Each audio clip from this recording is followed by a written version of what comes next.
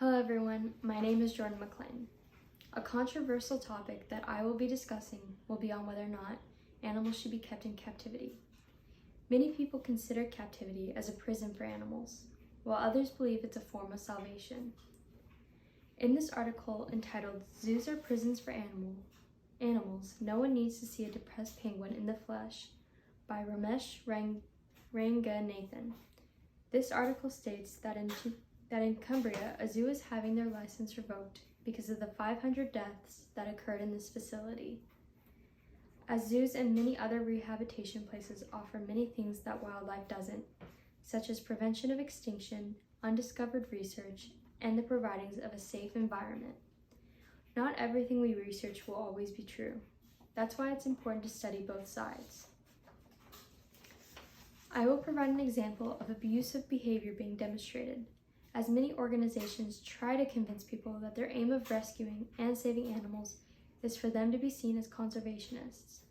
For instance, in August of 2019, a recent video spiraled by animal activists Julie Marie Capello and Rico Berry shows a woman riding a beach dolphin.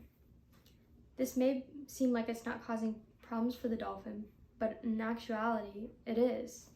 It puts an undue amount of stress on the mammal. Not only does this kind of behavior harm the dolphin mentally, but it can also cause physical problems, such as damage to the spinal column and internal organs.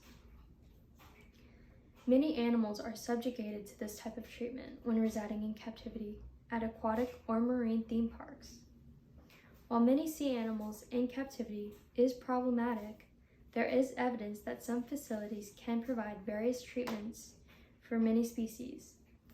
A lot of the reasons why these sea animals get put into rehabilitation centers and are not released is due to human contamination that is ruining our oceans. An example where captivity has benefited animals is documented in the article entitled "Winter the Dolphin That Lost Her Fin."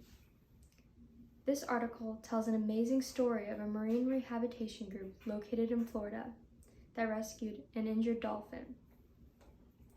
Sadly, the dolphin mentioned cannot be released in the wild because of the loss of its tail, which can limit its ability to protect itself and hunt.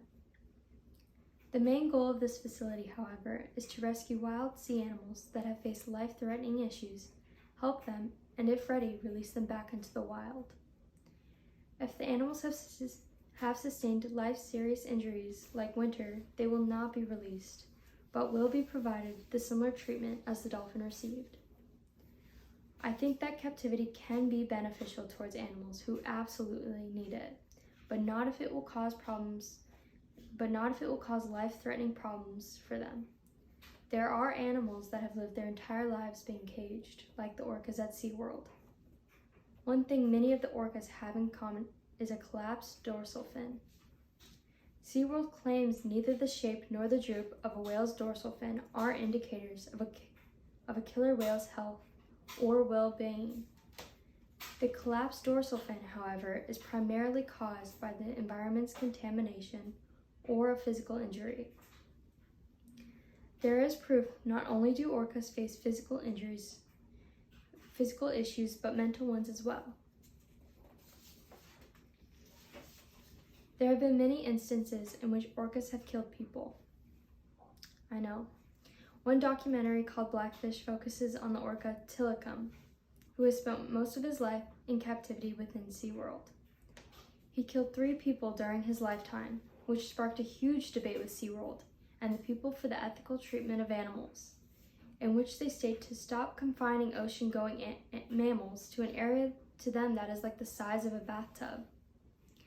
This type of seclusion is probably what affected Tilikum and many other orcas. As a result, these affected animals became a danger to human life.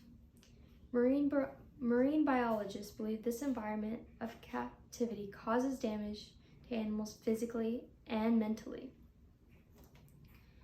There are clearly 2 opinions regarding the issues of captivity versus freedom for animals in nature. Perhaps the best approach to this controversy is to stay well informed on all these issues.